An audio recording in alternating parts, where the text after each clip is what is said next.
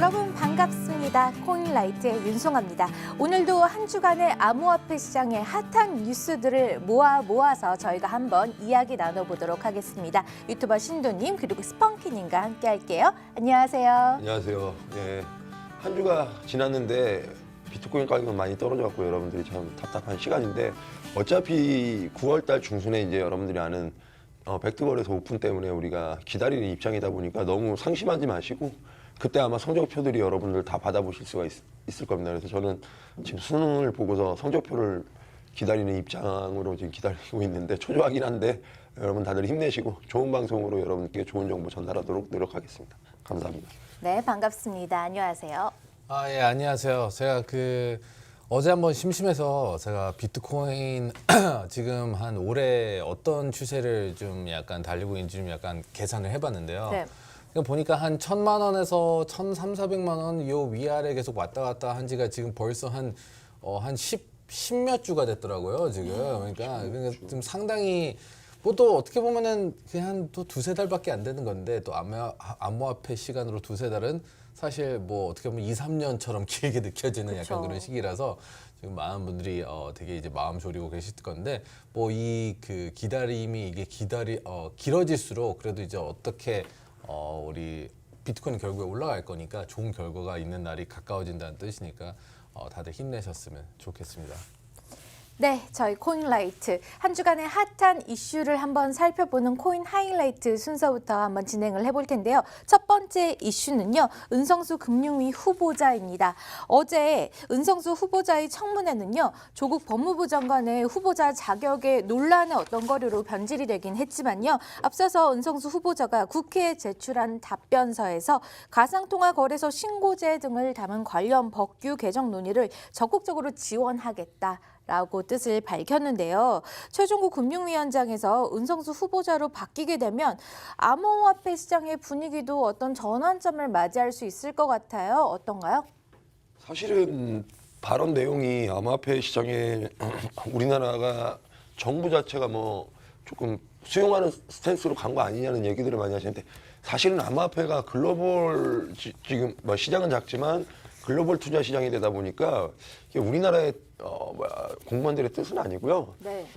이미 G7에서도 발표를 했고 했던 내용인데 이제 자금세탁 관리 방지위원회에서 국제적인 공조가 필요하다는 어떻게 보면 국제적인 가이드라인을 제시했기 때문에 거기에 발을 맞춰서 가는 것뿐이고 최근에 어제 짠 뉴스인가 보면 일본 또 관계자가 나와서 한 얘기가 있어요. 일본이 암호화폐에 대해서는 가장 적극적인 가이드라인을 제시하고 있는 국가다라는 얘기를 한 거 보면 각국 정부들이 뜻이 모아졌기 때문에 거기에 따라서 그냥 발을 맞출 뿐이지 특별히 뭐 요번에 정부 정책이 갑자기 선회했다 이렇게 보기는 좀 힘들어요. 예. 그런가요? 그래도 저는 조금 당선되면 뭔가 이렇게 확 바뀌지 않을까 생각을 했는데 어떤가요? 좀 약간 몇 가지 관점이 있는데 정말 솔직한 심정을 말씀드리면은 네. 오히려 그냥 당선되기 위한 뭔가의 그런 정치적인 플레이가 아닌가 약간 그런 생각이 많이 들어요.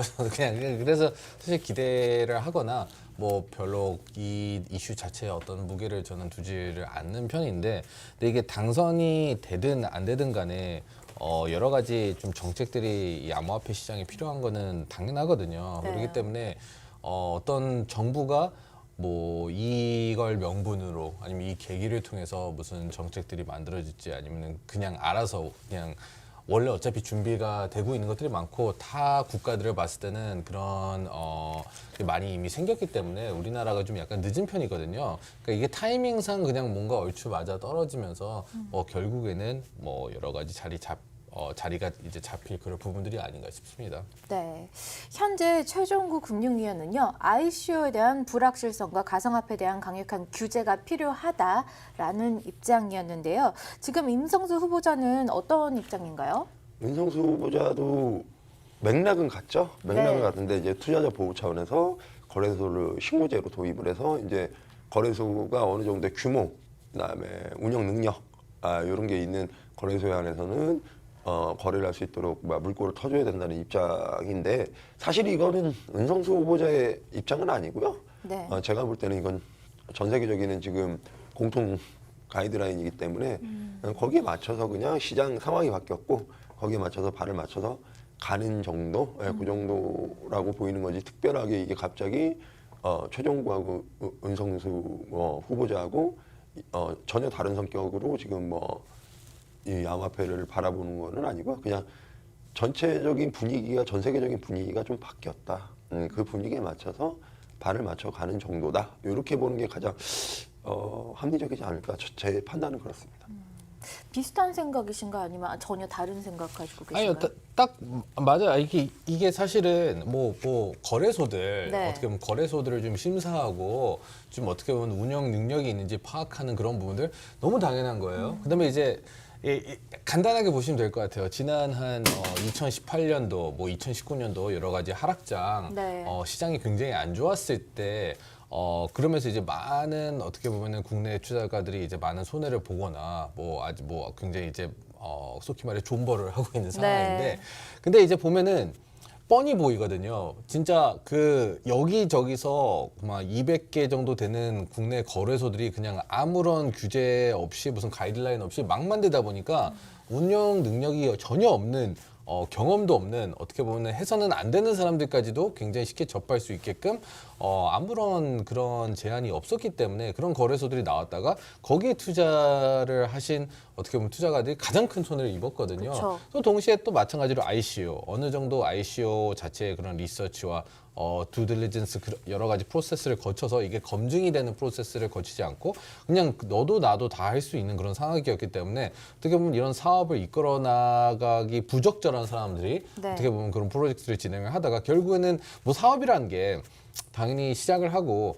실패를 할 확률이 훨씬 더 높긴 하지만 그쵸. 그래도 아무리 그래도 정말 부적절한 사람들이 너무 쉽게 이제 자금을 이제 투자를 유치를 할 수 있는 그런 모양새가 많이 나오고 그러면서 이런 곳들에서 다 손실이 난 거거든요. 그러니까 결국은 ICO들을 통해서 많은 손실이 있었고 그 다음에 이제 막 생겨나는 거래소들을 통해서 투자가들이 많은 손실을 입었는데 이 두 가지를 그러면 어느 정도 이렇게 제한을 하고 잡아주고 하는 건 그냥 너무 당연한 거 아닌가. 이거는 사실 뭐 신두님 말씀하신 것처럼 국내뿐만 아니라 해외에서도 마찬가지거든요. 네. 해외에서도 뭐 수백 개의 거래소들이 막 나왔지만 결국에 살아남은 거 몇 개 없거든요. 그러니까 뭐 같은 절차를 밟고 가고 있는 거라고 보셔도 될 것 같습니다. 네, 이 은성수 후보자님의 거래소 신고제 도입을 적극적으로 지원하겠다라는 발언이 암호화폐 시장을 양지로 끌어올려서 자금 세탁 방지 및 투명한 거래가 오고 갈 수 있게끔 돕겠다. 뭐 이런 식으로 해석할 수 있는 건가요? 일단은 이제 전면적으로 볼 때는 그런 맥락으로 읽을 수가 있는데 좀 반대로 좀 읽어보자면 네, 거래소들 지금 무분별하게 지금 우후죽순으로 생겨난 거래소들을 어떻게 보면은 손을 보겠다는 뜻이 되겠죠. 그렇게 되면 이제 물론 지금 읽어주신 대로만 느끼면 암호화폐가 좋아지는 거 아닌가 느낄 수가 있는데 이런 거래소들 규제를 하게 되면서 중소거래소들이 없어지게 되면 일단은 그 거래소에 투자했던 분들이 투자 피해가 나고 그쵸. 그리고 그다음에 매도가 나올 수 있기 때문에 단기적으로는 시장에는 악재로 작용을 할 게 뻔하고요. 중장기로는 당연히 좋은 거긴 한데 그 사이에서 이제 여러 가지 뭐 정책 방향이 나와야 되고 하는데 아무래도 방향성은 뭐 제도화해서 양지로 간다는 느낌이긴 하지만 결국에는 거의 90%의 프로젝트나 거래소들은 죽을 수밖에 없겠다. 이렇게 또 읽을 수도 있겠네요. 그럼 약간 이중적인 그런 어느 쪽인지 정확히 지금 모르는 상황이네요. 발언을 그렇게 하셨다 하더라도. 어떻게 보면 표를 불러일으키기 위해서 이슈 메이킹을 했을 수도 있고 정말 돕고자 뭔가 이 산업을 키우고자 생각하는 걸 수도 있고. 그러니까 하고 싶진 않지만 해야 되는 상황이라고 보는 게 맞는 거죠. 그러니까 우리나라 입장에서 이따 카카오도 우리가 오늘 얘기에 들어와 있긴 한데 페이스북 리브라가 엄청나게 청문회 때 두드러 맞았잖아요. 네. 근데 반대로 벡트라는 거래소는 어떻게 보면 페이스북만큼 충분히 큰 기업에서 런칭을 하는데도 그렇게 이슈가 안 돼요. 미국 정부나 정치인 쪽에서. 그런데 유독 페이스북 리브라만 크게 이슈가 됐단 말이죠. 마찬가지로 하고 싶진 않은데 각국 정부들이 해야 될 수밖에 없는 상황에 지금 처해 있다고 보여지는 사례들이 몇 개 있어요. 이따가 소개를 자세히 해드리겠습니다. 네, 현재 우리나라에는요, 약 270여 개의 거래소가 있습니다. 거래소 신고제를 도입하면 과연 어떤 거래소, 몇몇의 거래소만 살아남을 수 있을지 좀 궁금한데요. 이야, 저기 리스트네요. 정말 많아요. 한 이 중에 몇몇이 살아남을까요? 우리나라도 은행이 270개가 안 되는데. 그러게요. 은행을 능가하고 있습니다. 한 몇 개 정도 살아남을까요? 뭐 한 5개 안쪽이겠죠. 상위권 5개 그럼 안쪽이. 정말 메이저만 빼고 다 문 닫아야 되는. 그렇죠. 이제 누구나 알고 어느 정도 네. 이제 검증이 된 거래소들은 사실 이제 명확해요. 딱 봐도 그러니까 좀 거래량부터 이제 얘기를 이제 드리자면은 네. 시청자분들도 어떻게 보면 이 부분들을 많이 참고를 하셔야 되는데 이제 보통 많은 그 소형 거래소들이 이제 그 유저들이 많은 이제 자금을 입금을 하도록 초반에 오픈하면서 오픈 프로모션을 좀 과하게 하는 경우가 많거든요. 이제 거기에 이제 사람들이 이제 욕심과 여러 가지 그게 발동을 하면서 혹해가지고 투자를 하는데 그걸 그냥 먹고 사라지는 거래소들이 지금 너무 많았거든요. 사실 그냥 네. 지금 저기 270여 개 거래소라고 하고 있는데 270여 개 중에서 한 250개가 그렇게 한 것 같아요. 그러니까 예, 뭔가 말도 안 되게 무슨 그 거래소 와서 투자하면 뭐 아파트를 준다. 그래서 어머. 투자하면은 뭐 벤츠를 한 대 준다. 뭐 와우. 말도 안 되는 사실 이런 프로모션들 걸고 어떻게 보면 유저들의 어떻게 보면 거래소에 이제 입금을 하도록 네. 유도를 많이 했는데 저 270개 중에서 한 260개는 사라지고 그리고 조금 시간이 더 지나면 남은 10개에서도 한 나머지 5개가 이제 좀 이제 경쟁에서 못 이겨 사라지고 그다음에 이제 한 너다섯 개 남지 않을까. 네, 그렇게 생각합니다. 그리고 또 너다섯 개가 남으면은 어떻게 네. 좀 이제 거래량이 많이 생길 거예요. 이제 근데 특정 거래소들의 그 200개 있었던 그 많은 거래소들에 분산됐었던 많은 자금이 이제 그 소수의 거래소에 이제 몰리면서 그 거래량이 이제 좀 중폭이 되기 시작하면은 사실은 이제 코인 시장에도 좀 좋은 영향이 있을 수도 있거든요. 기존에는 지금 이게 이 잡거래소들 속히 말하는 이 정말 죄송합니다. 이 거래소들의 이 많은 투자가들의 자금이 어떻게 보면 이상한 데로 간 거죠. 그러니까 사실 이제 비트코인이라든지 암호화폐 시장에 정직하게 이 자금이 들어와서 이 생태계에 어떻게 보면 투자가 되면서 도움이 됐어야 되는데 엄한 사람들 주머니에 들어가면서 이게 그냥 다 먹튀당하고 사라져버린 거거든요. 근데 이제 이 소수의 거래소들 정직하게 굴러가는 거래소에 이 많은 자금이 이제 흘러 들어가게 된다면은 정말 말 그대로 암호화폐를 구입하시는데 어떻게 보면은 그 자금이 정직하게 잘 쓰여가면서 생태계도 많이 좋아지지 않을까 싶습니다.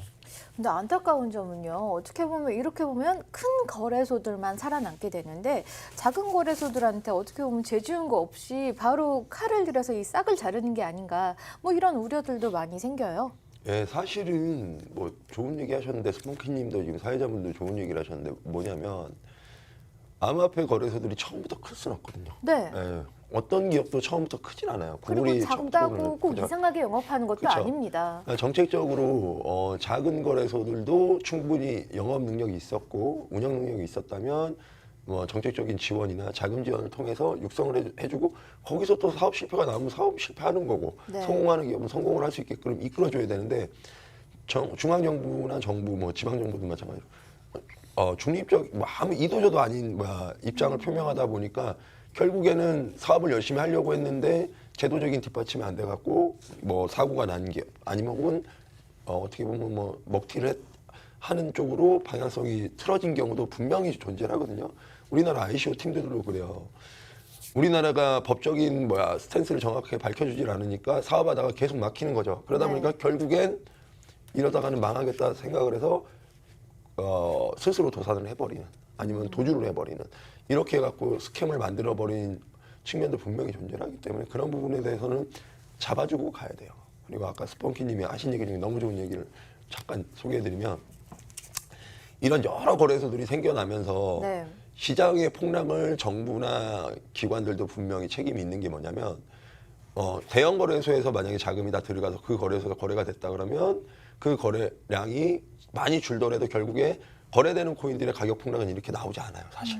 근데 말도 안 되는 거래소들의 거래소 코인이 나오면서 자금이 이게 돈이 되겠다 싶으니까 유망한 프로젝트에서도 자금이 나가서 그쪽으로 흘러 들어가면서 양쪽 다 죽어버리는. 네. 이도저도 아닌 그러니까 사기성 프로젝트에 돈이 들어가면서 단기적으로는 메이저 프로젝트들이 자금이 빠졌고 손해보고 이 사기성 프로젝트는 내 자금이 들어가서 그 자금이 유지만 돼도 되는데 아예 그게 암호화폐에서 현금으로 해갖고 빠져나가 버리니까 암호화폐 자금은 계속 줄었죠. 계속 줄어버리는 효과가 나왔는데 이거 역시도 제도적인 장치가 만약에 뒷받침됐으면 지금 투자가들이 투자 피해를 지금보다는 제가 볼 때는 50%는 줄일 수 있었거든요. 지금 요번 연도 우리나라에서 암호화폐 피해 사례로 2조 7천억을 보고 있어요. 우리나라 통계를 보니까 이거 근데 사실은 지금 아직 발표가 안 돼서 그렇지 프로젝트 하라는 프로젝트까지 한다 그러면 여기에서 2배 정도 추산치가 아마 사고가 난 걸로 제가 보는데 5조 원 이상이죠. 5조 원 이상이 실질적으로 시장에서 빠져나가면서 얼마나 많은 투자 그러게요. 피해가 나타났을지는 상상이 안 가죠. 아, 제가 그 돈이 있었으면 정말 세상을 바꿀 텐데. 네, 아무튼 뭐 되게 좋은 말씀 많이 해주셔서. 근데 이제 사실 그것도 있어요. 이제 너무 사실 이제 사기치고 네. 되게 마음을 안 좋게 먹고 들어온 되게 이제 질환 좋은 그런 사람들도 굉장히 많지만 사실 이제 정직하게 운영하려는 사람들도 많았고 어떻게 보면 시장 자체에 이제 여러 가지 정직하게 운영하는 사람들은 그런 자극적인 문구를 안 올리거든요. 막 그쵸. 뭐 벤치 준다, 아파트 준다 이런 거 안 하거든요. 맞아요. 말 그대로 정직하게 하고 이제 네. 사기꾼들이 그렇게 하는데 이제 사람들은 그 사기꾼 쪽으로 이제 어떻게 보면은 그 훅해가지고 투자를 맞아요. 하다가 정직한 사람들은 말 그대로 돈이 없어서 망하고 사기꾼들은 돈을 갖고 튀고 약간 이렇게 이 악순환이 정말 반복을 많이 했는데 또 동시에 이제 어떻게 보면 이제 메이저 거래소들만 살아남고 새로운 네. 신규 벤처들은 죽을 것이다. 뭐 이렇게 되면서 뭐 대기업이 다 해먹는다. 뭐 이런 얘기가 나올 수도 있는데 솔직히 거기에 있어서는 제가 이제 하고 싶은 얘기가 결국에는 실력이에요. 그러니까 작년에 이게 사업이란 게 네. 다 잘 될 수가 없어요 원래. 그쵸. 그러니까 많은 분들은 이제 뭔가 사업하면 당연히 돈을 번다고 생각을 하고 계신 분들이 많은데 전 세계 어느 업계를 가더라도 그쵸. 사실 뭐 90%가 망해요 다. 여기도 그냥 그 똑같은 원리를 그냥 따라가고 있는 거고 작년에 이제 그 하락장에서 정말 힘들게 최악의 조건 속에서도 열심히 영업한 그런 거래소들이 있거든요. 네. 신생 거래소들. 그래서 저희가 이제 2세대 거래소들이라고 얘기를 하는데 그중 메이저 거래소급으로 올라온 거래소들이 몇 있거든요. 네. 그러니까 결국에는 이제 정말 강자, 정말 그 운영 능력이라든지 그런 여러 가지 탁월하게 한 그런 경제에서 살아남은 거래소들. 그러니까 그런 거래소들이 정말 강하고 잘 될 수밖에 없거든요. 그리고 그 위치를 잘 지킬 것이고.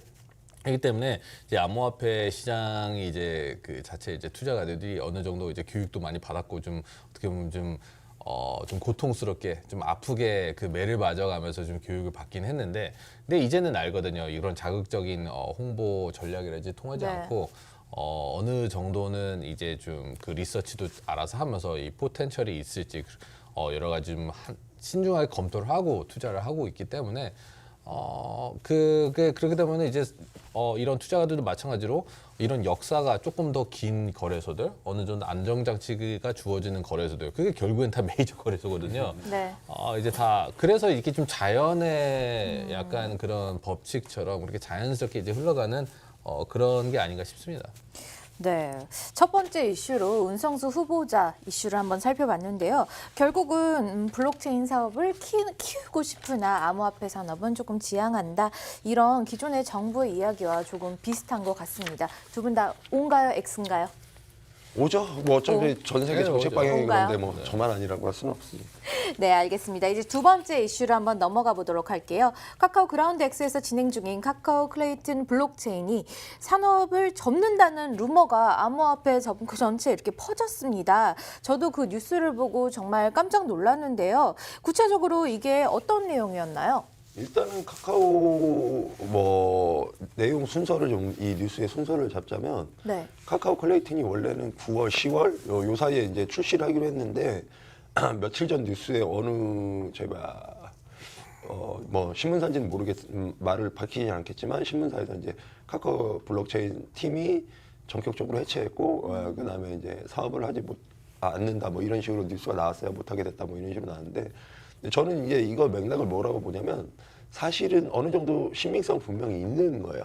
네. 왜 그러냐면 저기도 지금 자료 화면이 나오지만 페이스북 리브라 잠깐 아까 언급을 해드렸는데 페이스북 리브라는 엄청나게 지금 청문회 때 많이 미국 국회의원들 하원 상원에서 양쪽 다 두드러 맞았단 말이죠. 네. 근데 우리나라도 가장 리브라고 같은 프로젝트가 뭐냐 그러면 카카오 클레이튼이에요. 사실은 그쵸. 카카오 클레이튼인데 우리나라 카카오 클레이튼도 제가 볼 때는 제도권의 장벽에 부딪혔다. 물론 카카오라는 회사는 제도권에 있지만 블록체인이라는 거는 지금 비제도권에 있는 건데 그중에 특히 암호화폐에 대해서는 부정적인 입장을 취하고 있는데 그 서비스를 진행한다고 하니까 사실 뭐 정치적이나 아니면 경제적이나 이런 여러 가지 문제에 부딪힐 수 있는 상황이 되는 거예요. 그러니까 자산이라는 개념에서는 어느 정도 전 세계 공통적인 가이드라인을 내보내고 있는데, 그러니까 팩트 거래소는 솔직히 말하면 자산 투자하는 거래소예요.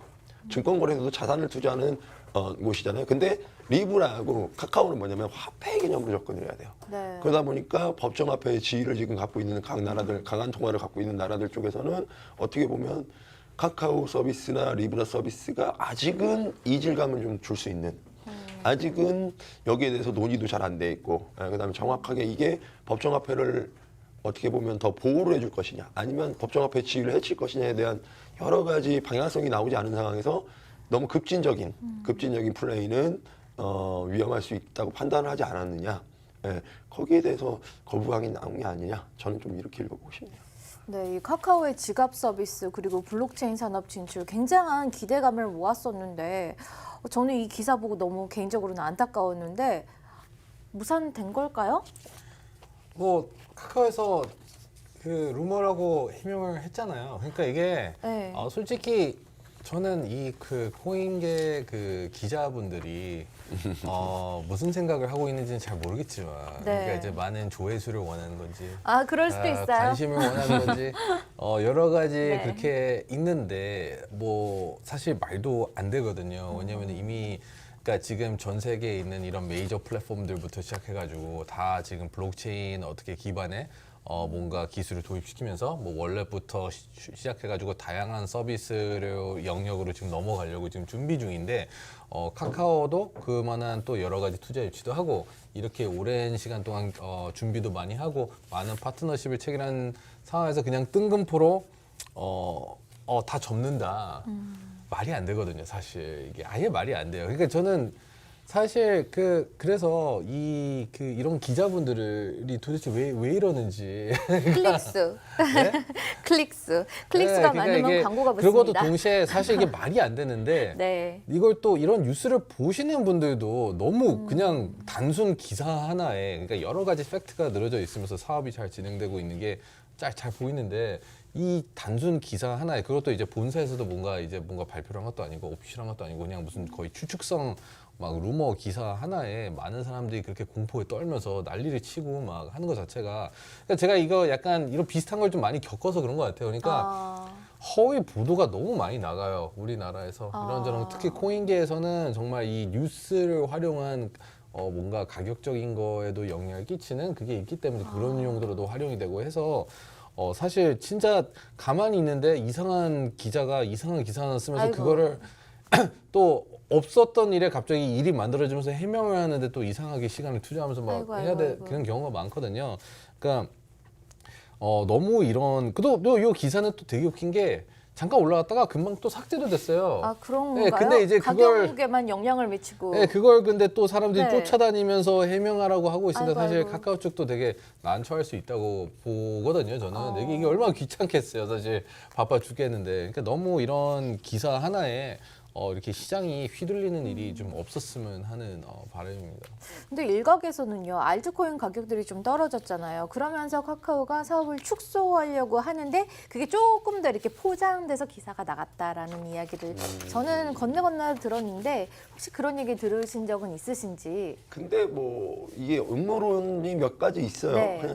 그냥 짧게만 소개를 해드리면 카카오 쪽에서 은행을 갖고 있는데 뭐 암호화폐 쪽에 또 은행과 같은 서비스를 하게 되고 이런 부분 때문에 뭐 정부에서는 암호화폐에 대한 방향성을 지금 좀 규제하는 방향인데 카카오가 암호화폐를 추진한다고 하니 거기에 대해서 정책 방향하고 안 맞으니까 좀 자제하는 분위기로 가는 거다, 아니면 규제를 하는 거다, 이런 얘기도 있는데 사실은 제가 볼 때는 우리가 보면 이것도 카카오네요. 카카오 택시 얘기를 좀 하자 그러면 카카오 택시가 지금 전통 시장에 들어오기가 상당히 힘들었잖아요. 그쵸. 힘들고 지금도 장벽이 생겼고 지금 마찬가지예요. 암호화폐도 지금 기존의 금융권 서비스를 하는 업체들 그냥 은행이죠.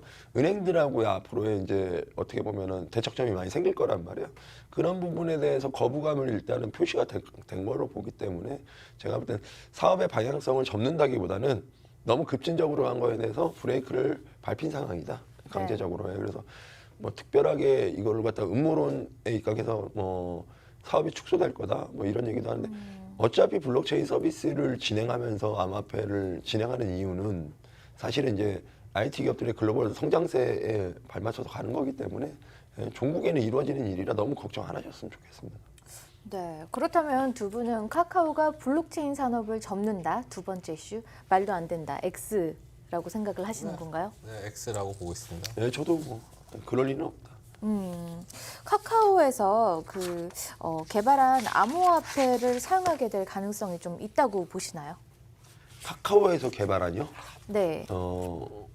카카오에서 개발한이라기보다는 그러니까 그럴 수도 있지만 네. 정확하게는 이제 업비트라는 이제 거래소를 좀 얘기해야 되는데 업비트가 아마 지금의 은행권에서 보는 업무를 볼 것이다고 저는 봅니다.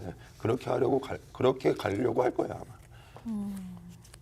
저희가 카카오에서 하고 있는 사업들을 사진 한 장에 좀 모아봤는데요.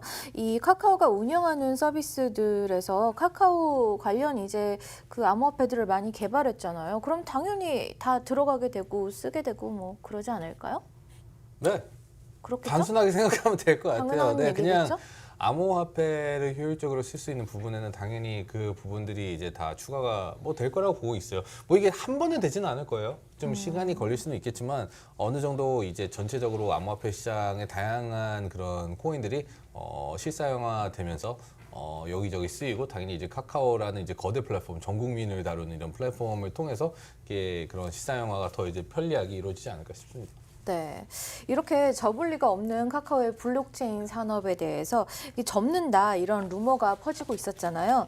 이런 것에 대해서 일각에서는 코인을 싸게 사려는 음모가 아니었나 하는 말들까지 있었습니다. 그럴 수도 있다고 보시나요? 저는 일단 아닌 게 카카오 관련 코인들이 그렇게 메리트가 있진 않아요. 지금 현재 그런가요? 와서는 아니야. 전에는 좀 이슈가 됐는데 왜냐면 클레이튼이 출시가 언제 될지 모르는 상황에서 네. 지금 클레이튼에 들어가는 디앱으로 들어가는 코인들의 저점 매수를 위해서 가격을 하락시켰다. 그럴 만한 가치가 있는 코인이니까 비트코인이면 뭐 그럴 수도 있겠죠. 네. 지금 저 표에도 나오지만 저기 있는 코인들 자체가 지금 잠깐 단발의 이슈는 있었지만 장기적인 이슈는 못 만들어내고 있는 상황에서 저 코인들을 저점 매수하기 위해서 루머가 나왔다? 그러기는 쉽지 않습니다. 사실 그렇게 지금 프로젝트상 눈에 보여주고 있는 프로젝트는 아니에요. 그냥 하겠다는 정도인데 신빙성은 있지만 저걸 당장 지금 매수를 하기 위해서 가격을 떨어뜨려야 할 만큼 세계적인 프로젝트냐 그렇게 보긴 좀 힘들어요. 네, 이제 코인 하이라이트 세 번째 이슈로 한번 넘어가도록 하겠습니다. 최대 암호화폐 거래소 업비트에서 운영하는 두나무의 크립토 금융자회사 DXM이 암호화폐를 활용한 재테크 서비스 시장 개척에 나섰다는 소식이 있습니다. 블록체인 업계에서 탈중앙 금융 서비스 디파이가 대세로 떠오르고 있는데요. 이 디파이 구체적으로 무엇인지 한번 설명 부탁드릴게요. 누가 설명해 드릴까요? 제가 할까요? 네네. 네, 뭐 디파이라고 어려울 거 없고요. 네. 지금 기존 은행에서 하는 일을 하겠다. 그러니까 우리가 예금을 하면 예금 이자를 주잖아요. 네. 마찬가지로 암호화폐로 예금을 하거나 정해진 장소로 보내주면 거기에서 발생하는 뭐 연이율 아니면 월이율을 따져갖고 제가 이율을 주겠다. 근데 여기서 너무 뭐 어렵게 볼 필요 없이 간단하게 볼 수 있는 건 뭐냐면 지금 이게 우리가 어디서 하는 업무예요, 사실은. 은행에서 하는 네. 업무잖아요. 은행에서 하는 업무를 갖다가 시작하겠다는 얘기를 한 건데, 그러니까 지금 암호화폐 거래소나 암호화폐를 지금 준비하는 기관들의 대부분의 목표가 종국에는 적어다는 거죠. 예.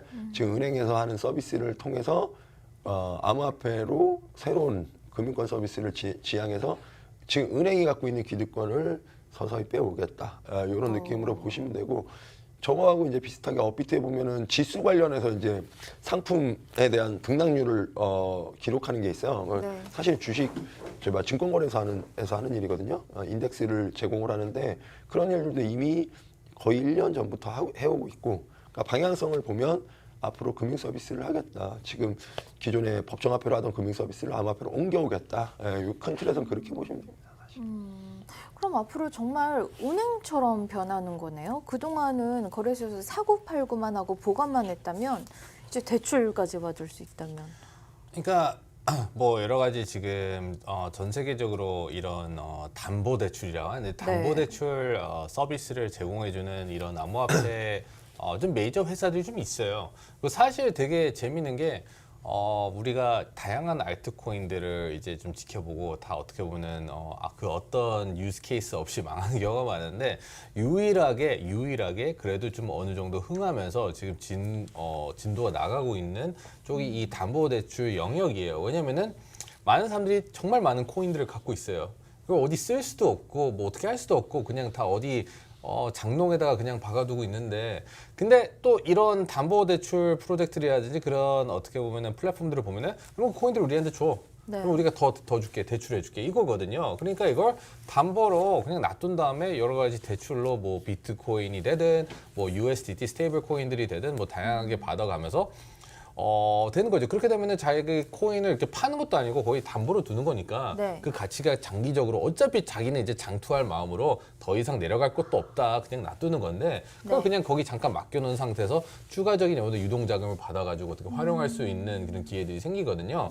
이게 또 시장이 또 안 좋으니까 사람들이 이 여러 가지 속히 말하는 똥코인들을 어디 둘지를 몰라서 네. 이제 그런 담보대출 서비스를 제공해주는 그런 플랫폼들을 맡기다 보니까 사실 이런 플랫폼들 중에서 좀 성공 사례가 좀 나왔어요. 이제 미국에서도 지금 가장 큰 어떻게 보면은 그런 담보대출 플랫폼으로 시작했다가 이제는 미국에서 이제 코인베이스와 가장 많은 그 장외거래 OTC 인프라를 구축한 그런 프로젝트도 있고, 그다음에 글로벌적인 그런 제가 지금 약간 코인 이름을 좀 말하기가 좀 뭐한데 다 이거 하나하나. 네. 근데 다 글로벌에서 지금 담보대출 영역에서는 어느 정도 이름도 알리고 상당히 어떻게 보면 또 서비스가 활성화되니까 코인 가격도 어느 정도 지켜지면서 이제 어느 정도 이제 좋은 결과가 나오는 이런 케이스도 있고, 그러니까 사실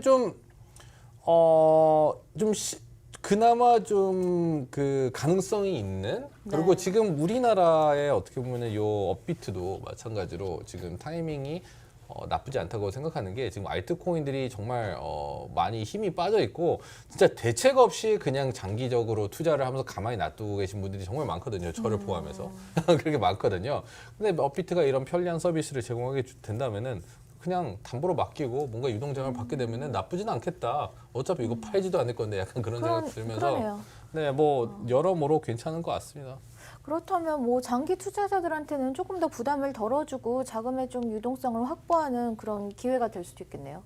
그러기는 한데 이제 저희가 담보대출 서비스를 잘 보시면 네. 내가 갖고 있는 모든 코인이 해당되는 게 아니고 네. 걔네들도 분명히 가치가 있는, 내가 담보를 받아서 대출을 진행해 줄 만큼의 담보 가치가 있어야 되거든요. 우리도 은행에서 아무거나 담보 설정해 주지 않잖아요. 예, 뭐 지방부동산은 지방부동산만큼의 가격을 책정을 하는 거기 때문에 보면 뭐 비트코인, 그다음에 이더리움, 리플 정도 지금 대상으로 올라와 있고 뭐 추가 정도는 얘기가 돼 있는 걸로 아는데 결국에는 비트, 이더, 리플 말고는 본인들의 수익 산업에서 뭐 수익성이 있다고 보진 않는 거죠, 사실. 그러니까 나머지 코인들, 우리가 잘 모르는 코인들 아니면 사람들이 모르는 코인들에 대해서도 담보 서비스를 해준다면 너무 좋겠지만 유동성도 없고 가치 판단이 안 되니까 대부분 비트, 이더, 리플 요 정도, 라이트코인, 뭐 비캐시 요 정도에서 다 멈춰버리니까 담보대출 서비스가 아직은 시작 단계고, 예, 네. 모든 코인이 다 그렇게 되는 때는 오진 않겠죠, 사실. 왜냐하면 모든 코인이 다 가치가 있지는 않을 테니까.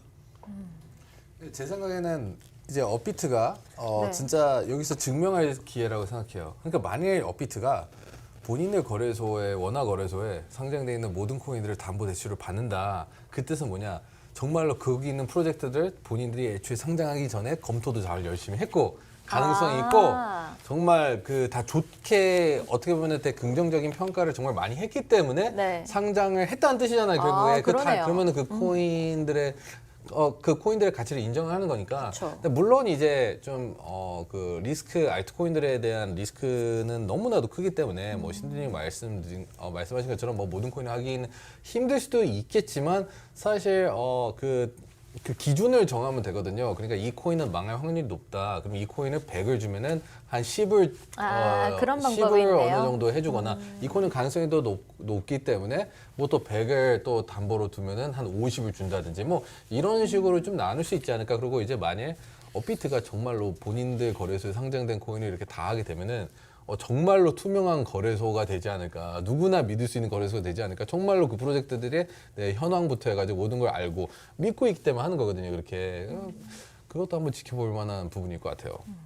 두나무 자회사 DXM에서 암호화폐 다이 토큰을 지원한다고 들었습니다. 다이 토큰은 어떤 토큰이고 현금이랑 다른 코인들이랑 뭐 어떤 차이가 있는 건가요? 다이는 현금하고 그러니까 달러를 1대1 페거하니까 달러라고 보시면 될 것 같고요. 네, 그러니까 그게 그거예요. 코인을 이제 저쪽으로 원하는 지갑 월렛으로 보내주면 거기에 대해서 이제 다이 코인으로 보상을 해주겠다. 그래서 다이 코인은 1달러의 가치를 갖는다. 스테이블 코인이다. 뭐 요 정도인데 여기서 재밌는 거는 뭐냐면 다이 코인이라는 걸 받아서 네. 실질적으로 그 코인을 이자라고 받았으면 어디 써야 돼요. 우리가 그러네요. 돈은 이자를 받으면 내가 뭐 차를 사든 아니 밥을 사 먹든 쓸 수가 있어야 되는 거죠. 그러니까 취지는 좋은데 명확하게 이 다이 코인이 현금화할 수 있는 건지 아니면 어디 상점에서 쓸 수 있는 건지에 대한 좀 이런 가이드라인이 제시가 안 돼 있는 상황이라 정확히는 안 돼 있어요. 물론 앞으로 하겠죠. 아니면은 자기네가 갖고 있는 플랫폼이 워낙에 거대하니까 그쵸. 뭐 비트는 뭐 어디 건지 다 알고 계시잖아요. 네. 카 어디 거니까 뭐 그 안에 플랫폼에서 쓸 수 있는 뭐 작용을 할 수 있게 만들어 준다든가 아니면 해외 송금해서 실질적으로 자기네 은행에서 보냈을 때 이거는 1달러로 교환해 줄게 뭐 이런다든가 이런 보증 사례가 나와야 되긴 하는데 제가 볼 때는 거기에 대해서는 아직 명확하게 이렇게 밝혀진 사례가 없고 무엇을 하는지는 모르겠어요. 근데 아까 스펀키님이 말씀해 주신 대로 코인을 일정 위탁을 받아서 이자를 발생시켜 주는 거는 암호화폐 시장에는 어찌됐든 도움이 되는 프로젝트라고 봅니다. 예.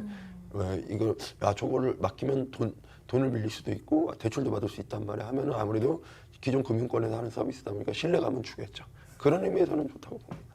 그럼 은행이랑 똑같이 담보도 잡고 그다음에 이자도 내고 뭐 그런 식으로 진행되는 건가요?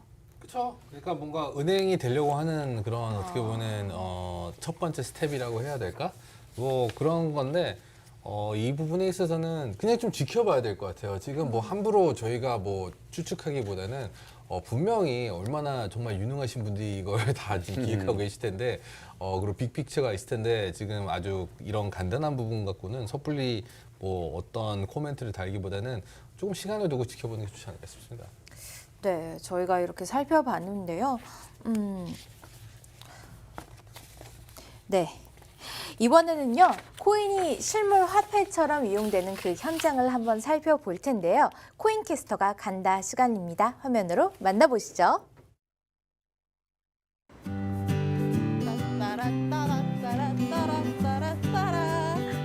안녕하세요 여러분, 김도연입니다. 네, 저는 지금 경리단길에 나와 있습니다. 경리단길 하면 뭐가 생각나세요?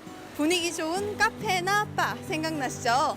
제가 그 중에 한 군데 더 젤이라는 곳에서 코인을 받는다고 하는 소식에 여기까지 달려왔습니다. 어떤 곳인지 저와 함께 지금 가보실까요?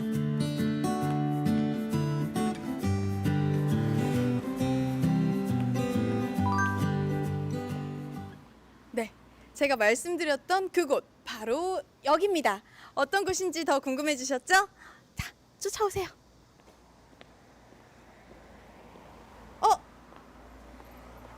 여기 보세요. Micro Bitcoin accepted here. 코인을 받는다는 뜻이죠. 들어가 보실까요? 안녕하세요. 아, 네, 저희 팍스경제TV에서 나왔는데요.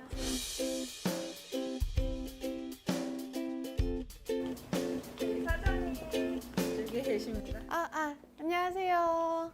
저희 시청자분들한테 간단하게 인사 소개 부탁드릴게요. 여기는 더 젤이라고 하는 데고 역사는 28년 됐고 여기에 CEO입니다. 그럼 이 와인바가 28년이 된 건가요? 와인샵으로 시작해가지고 네. 지금은 이제 와인바 플러스 다이닝 이렇게 하고 있어요. 여기는 2층이고요. 네. 2층을 소개해드리면은 이런 공간이 있는데 우리는 그 각 층마다 네. 각 방마다 다 개성이 있어요. 네.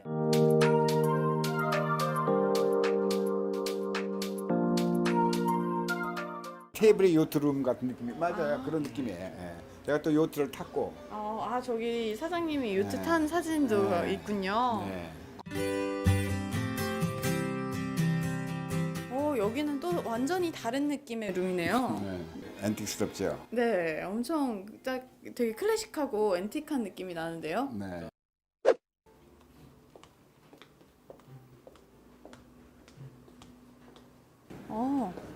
여기도 또 엄청 다른 느낌이네요. 3층은 이제 좀 젊은 사람들이 선호하고 그래서 캐주얼 쪽에 가깝게 했고 또 손님들은 또 높을수록 또 남산이 더 잘 보인다 해가지고 그래서 또 이쪽에 원하는 사람도 많고요. 네.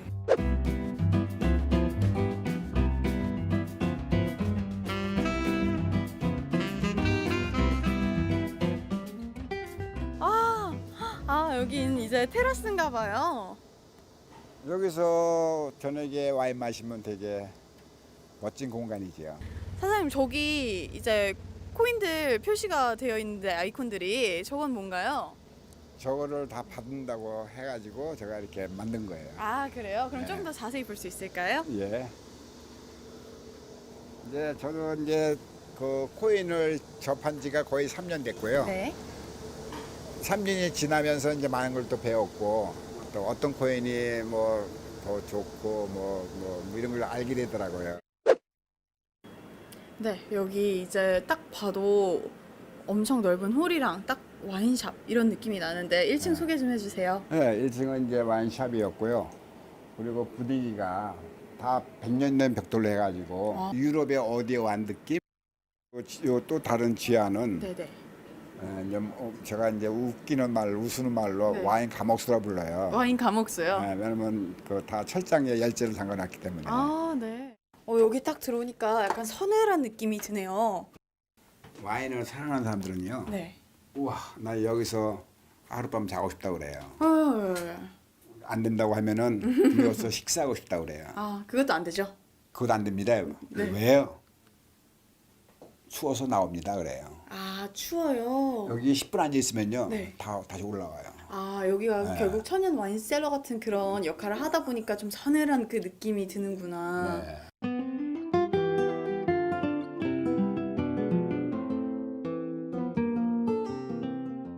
여긴 어디예요? 여기도 또 다른 지하 셀러고요. 네. 지하가 두 군데나 있어요? 네, 맞습니다. 여기 진짜 무슨 약간 마법사의 세계로 들어간 느낌이거든요. 2010년에요. 네네. G20 모임 때 네네. G20 모임이 있었는데 네네. 이게 첫 모임을 한국에서 했어요. 네. 한국에서 했는데 이제 기자가 도대체 서울이 어떤데 와가지고 이제 이렇게 조사를 하다가 네. 인터넷부터 봐라, 고수부지 봐라 그런 식으로 얘기했더니 이제 편집국장에다가 이제 편지를 썼더라고요. 이메일 보내가지고 네. 이런 거를 있다는데 더 제일하고 와인의 역사를 가진 데인데 네. 그랬더니 그거 기사 놓으라 해가지고 이제 내가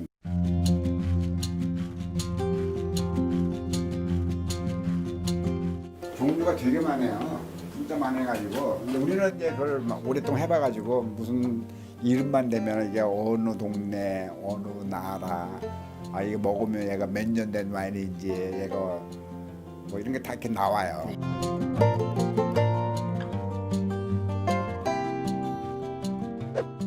여기는 조금 더 프라이빗한 룸 같아 보이는데 어떤 곳인가요?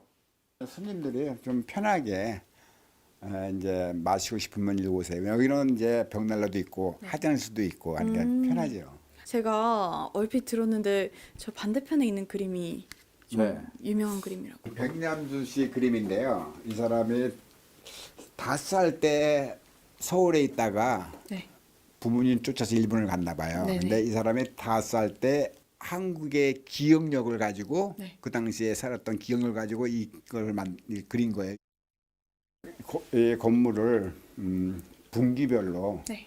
인테리어 하려고 그림을 많이 샀어요. 네네. 관심 있었고 또 아버지가 우리 저기 2층에 아버지 그림이 있는데 정말요? 미대를 나왔으니까 그래서 그런지 나도 이렇게 관심이 갖게 되고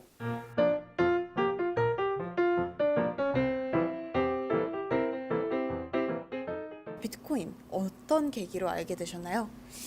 제가 비트코인을 알게 된 게 한 2년 반 네. 좀 더 된 것 같아요.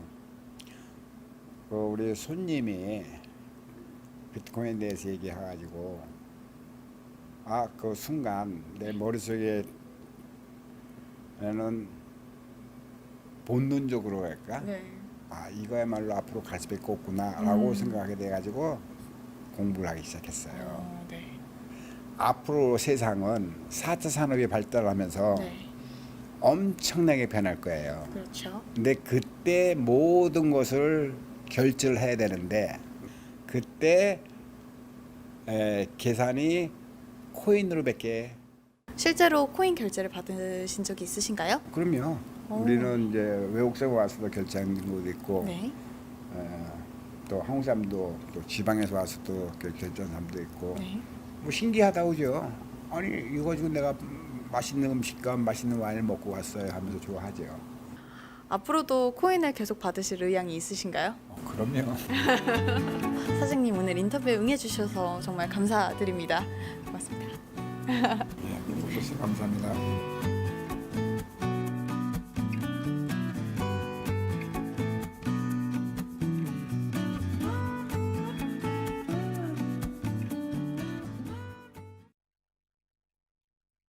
네, 오늘도 정말 훈훈했던 현장이었네요. 이어서 코인 뉴스 바로 전해드리도록 하겠습니다. 글로벌 암호화폐 거래소 코인빗 2.0이 런칭되었습니다. 코인빗 2.0은 국내는 물론 해외의 기관 및 개인 투자자들이 암호화폐를 보다 안전하고 간편하게 이용할 수 있는 것은 물론 거래 매칭 엔진 업그레이드 서버 확충으로 글로벌 대형 거래소와의 마켓 연동으로 상위 200여 배 품목을 거래할 수 있고 해외 메이저 거래소와 코인빗 간의 비트코인, 이더리움, 테더코인, 마켓 페어링이 가능해졌습니다. 또 자체 코인넥스트와 연계한 플랫폼으로 타 금융자산의 교환 서비스를 제공하고 덱스코인 관련 다양한 사업을 추진하고 있는데요. 코인빗 2.0 어플리케이션은 안드로이드와 iOS에서 다운로드 받을 수 있습니다. 한편 다음은요. 쿠카오 글로벌의 피코가 국내 거래소 코인빗에 상장되었다는 소식입니다. 피코는 해커들에 대한 적극적인 대응과 실제 해커가 사용하는 백도어를 탐지해서 지갑에 대한 실시간 위협을 감지하고 정보를 알려주는 보안 솔루션을 가지고 있습니다. 쿠카오 글로벌은 백신 소프트웨어인 바이로봇의 개발, 사이버 사령부 어드바이저, 20년간 정보 보안 분야의 화이트 해커 및 바이러스 백신 섭렵 등 전문적인 기술력과 다양한 노하우를 바탕으로 하고 있습니다. 네, 이번 주도 또 다양한 뉴스가 많아서 저희가 이야기를 많이 해봤는데요. 좀 당부하실 말씀 좀 있으실까요? 시청자분들께 한번 부탁드려요. 뭐 이제 뭐 신두님도 비슷하시겠지만 저희는 항상 매일 방송을 하잖아요. 네. 이제 개인 방송을 하는데 많은 분들이 이제 똑같은 분이 그것도 네. 매일 와서 같은 질문을 해요. 아이고. 잘 될 것이냐, 잘 될 네. 거냐. 이거 괜찮은 거냐, 잘 될 거냐. 오늘도 물어보고 내일도 물어보고 한 달 내내 물어보고 뭐 이번 주 다음 주 뭐 아마 내일도 오늘도 이따 방송하면 또 물어보실 거예요. 그러니까 조금만 기다리시고 네. 그러니까 매번 기다려야 되냐 그러니까 이게 너무 많은 불확신에 지금 이제 불확신 속에서 많은 분들이 살고 계시거든요. 근데 이제 비트코인 조금만 검색해 보시고 유튜브 다른 영상들 보시고 기사들 보시고 좀 보면은 이게 정말 너무나도 강력한 상품이자 정말 4차 산업혁명을 이끌어갈 그런 기술이기 때문에 그걸 좀 배우시면은 좀 이제 기다림이 조금 더 편해지지 않으실까. 굳이 저희가 매일 괜찮을 거라고 매일 똑같이 말을 그럴 필요까지는 없지 않을까 싶습니다. 그게 사실은 공부를 열심히 안 하고 있다는 증거인 것 같아요. 공부 안 하고 공부하신 분들한테 어쩌냐 마지막 한 말씀 부탁드릴게요. 근데 공부한다고 해서 투자 수익이 좋은 건 아닙니다. 예, 뭐 스펀키님은 몰라도 저는 투자 수익이 좋은 건 아니기 때문에 공부를 많이 한다고 투자 수익 좋은 건 아니고 예, 투자는 어떻게 보면 철학이 있어야 돼요. 그러니까 그런 부분에 대해서 조금만 연구하시고 다음 주에는 정말로 더 좋은 소식으로 만날 것 같아요. 느낌이. 예, 저는 그러네요. 네, 저희가 이번 주 이슈 가지고 또 이렇게 재밌게 토크를 해봤는데요. 코인라이트 다음 주 이 시간에 찾아뵐게요. 여러분 다음 주까지 승승장구하세요. 화이팅이요.